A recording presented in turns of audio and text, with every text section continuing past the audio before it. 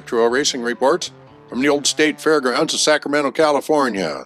This is a two-day event, Saturday, Sunday, October 24, 25, 1970. J.C. Agajanian brings a CRA 100-mile championship super modified versus cage sprint cars on the mile. Sprint cars on the mile. That's quite a bit to ask of a sprint car. You could certainly do it, and they did it. This was the third annual event that Agajanian has put on at the Old Fairgrounds.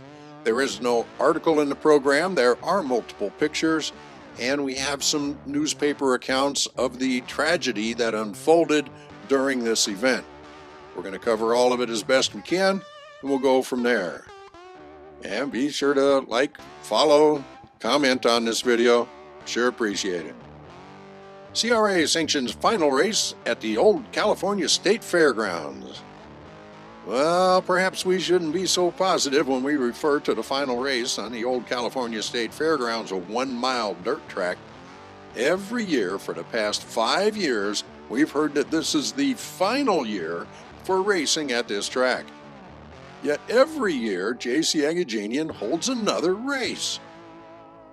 Ronnie Allen, our man in Southern California, says that this is the very final race to be held at this track.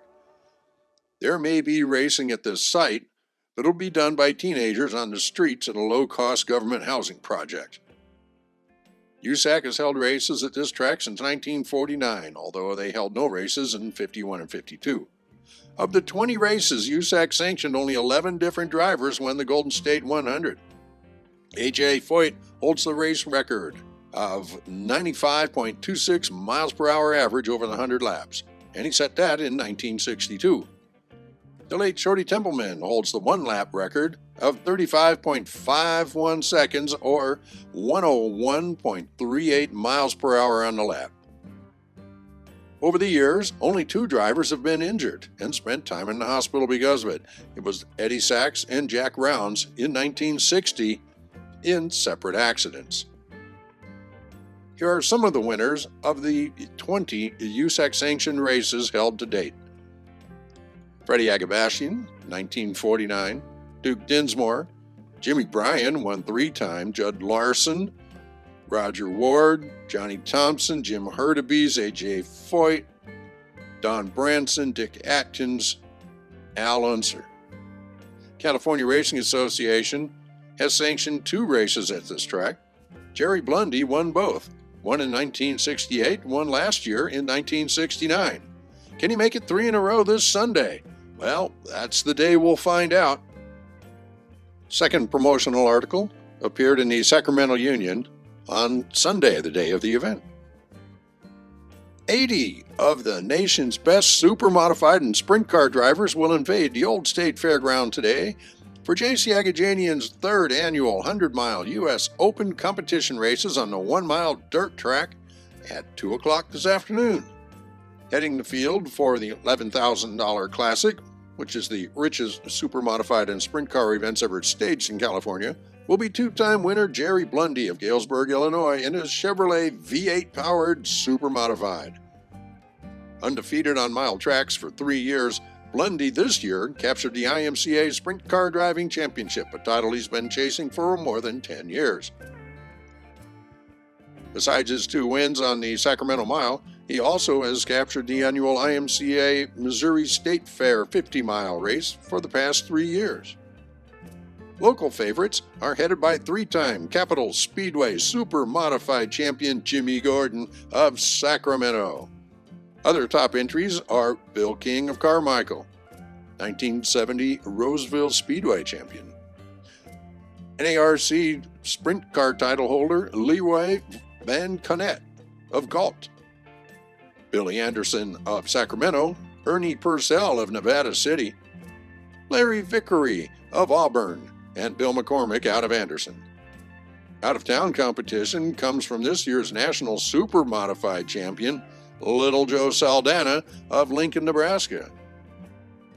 1966, the National Super Modified title holder Jay Woodside of Kansas City, Missouri, Eddie Levitt of Kearney, Missouri, Jan Opperman, 2-time Arizona Super Modified champ Jerry McClung of Tempe, six-time NASCAR Modified Champion Al Pombo of Fresno, and the former CRA Sprint Car title holders Billy Wilkerson of El Monte, as well as Jimmy Oskey up from Maywood. Gates open today at 10 o'clock. Practice starts at noon. We're going to move on to the race event itself. As I mentioned earlier, this was a tragic day. 3 drivers were killed in 2 separate incidents. The articles as they appear will be presented now, and then we'll look at some of Kennedy's notes and see if we can make sense of any of it. Story by Ronnie Allen. Tragedy mars Blundy's win.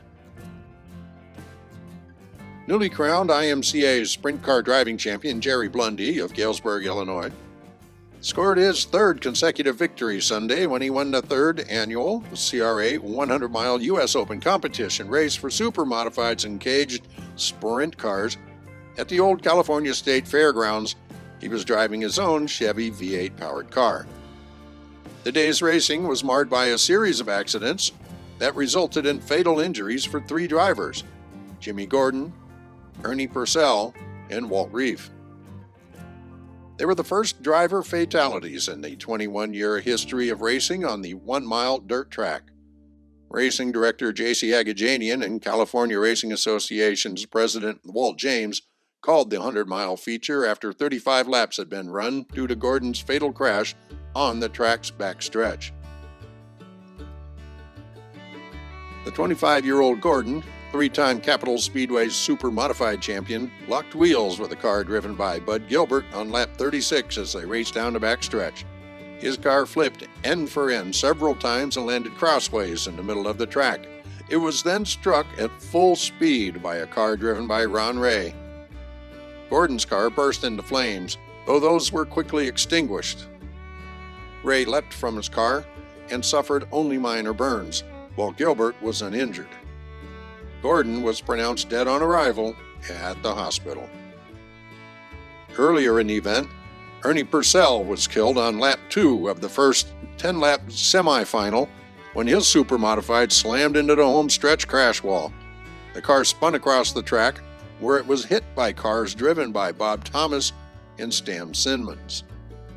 The impact tore the roll cage off of Purcell's car.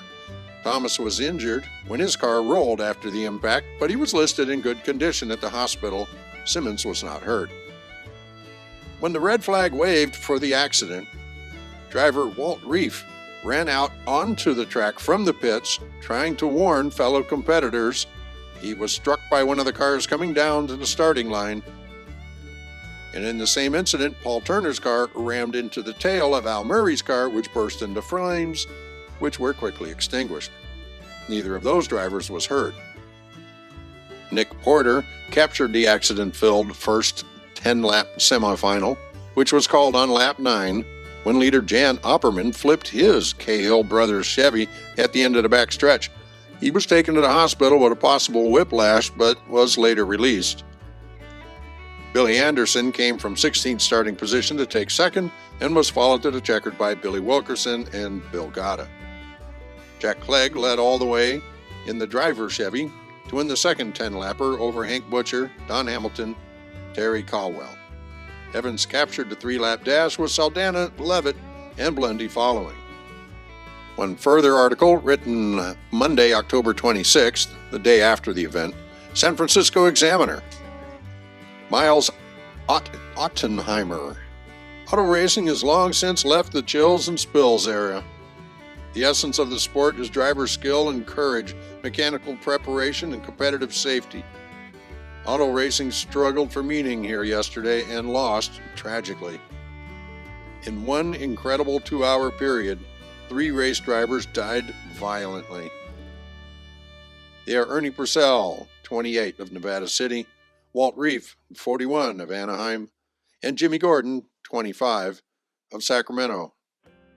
Spectators at the Old State Fairgrounds were left stunned by the 3 deaths, which may now be seen in sickening slow motion in the mind's eye, but which exploded with the fury and suddenness of a bomb. The victims were competing in the third annual U.S. Open competition for sprint and super-modified cars. To go with the gloom, there was the awful irony that this was to be the final race at the 50-year-old dirt oval, at which they had never been a racing fatality. The perfect record, for what it's now worth, ended with shocking swiftness. First, Purcell died. Seconds later, Reef. Then later in the day, piercing the pall like some ghoulish prank, Gordon died in a fiery explosion. Race's promoter, J.C. Agajanian, stopped the feature 100-mile event when Gordon was killed on the 35th lap. Officials waved the meaningless victory to Jerry Blundy of Galesburg, Illinois, who had won the two previous Open events at the fairground. Purcell was making his first start on the dirt mile track, and as the cars thundered past the finish line on the second of the opening 10-lap preliminary heats, Purcell's purple super-modified racers slammed into the outer guardrail in front of the stands just before the first turn. His car erupted in a shower of fiberglass fragments. The shattered machine spun into the center of the track, and then an oncoming car clipped it and careened off crazily into the same fence further up the track. Next, Purcell's car was hit at 100 miles per hour by a car driven by Bob Thomas of Walnut Creek. Purcell died instantly. Meanwhile, the rest of the field barreled around the track again and was roaring towards the scattered wreckage. The starter frantically waved the red flag to stop the racers. Others in the pits, including driver Reef, ran onto the track to wave down the speeding cars. Reef probably never saw the car that hit him and sent him hurtling through the air like a leaf caught in the wind. Officials of the sanctioning California Racing Club are now trying to make order out of the shock and confusion. All competition perhaps should have been ended right there. But then, hindsight is a nagging byproduct of tragedy. Like a horseman thrown, officials and drivers decided to get up, shake off the numbness, and try again. The race was restarted, and the leader, Jan Opperman of Beaver Crossing, Nebraska, was nearing turn 3 of the next to the last lap when the car suddenly began to cartwheel down the track. Well, he called out of the wreck unhurt. Drivers, mechanics, race officials, and spectators still were dumb with disbelief as the second preliminary heat went by without mishap. Then finally, the starter waved the green flag for the 33 starters of the 100-miler. Well, Gordon was dealing with Bud Gilbert down the back stretch. As the two neared turn 3, Gordon's tire rode up the rear of Gilbert's car. Disaster was only a microsecond behind. The popular Sacramento driver's car began to roll. It had nearly stopped when Ron Ray ran into the now demolished racer and both exploded into flames. Ray got out. Gordon could not. Auto racing in this country has worked hard to protect its competitors with tough safety standards. Again, tragedy seems to expose everything.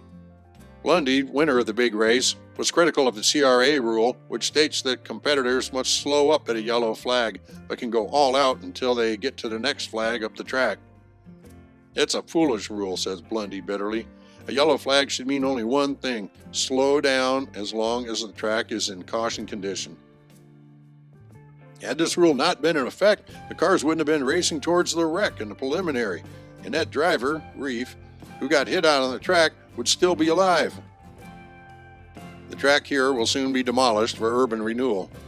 In view of what happened in its last racing day, that's just as well. So that's a tough time, and I hesitated to use this article or this program for a retro racing report. But I think it points up a lot of different things that happened and were happening and evolved in auto racing. Sprint cars on the mile, it's a bit of a scary situation there. Cars get that short wheelbase makes it difficult. Also, I wonder about the lights. Did they have the lights, red, green, and yellow, at different stations on the track like they do today? I don't think in 1970 at the fairgrounds they had that. There were flagmen that would wave from the corners, but that'd be about as best you could go. Looking at Tim Kennedy's notes, he recounts pretty much what is said in the newspaper articles here, although Kennedy's notes were written in real time.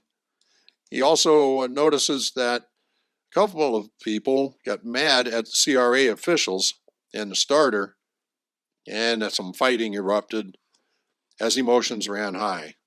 One could expect as much from that. So that's an uncomfortable day in auto racing. That's part of what makes it a little bit safer today. And that's that. Be sure to subscribe, like, share this story.